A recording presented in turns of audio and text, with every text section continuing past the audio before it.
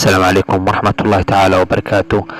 caawa halkan kusoo bandhigi doonaa lacagta adduunka oo ugu sarreysa iyo wadamanka ay kala yihiin ayaa halkan kusoo koobi doonaa. Soomaaliya ayaa soo gashay kaalinta 114aad, Somaliland ayaa gashay kaalinta 134aad. Doolarka ma yahay lacag kaalinta koowaad soo galaya iyo ma soo galaya ay su'aashu caawa tahay.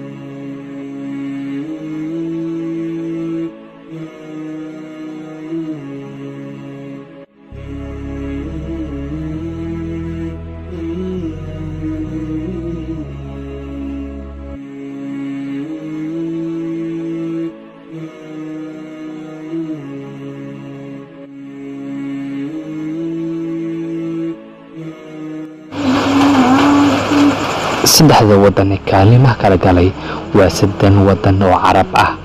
fadlan si beel u fiiri.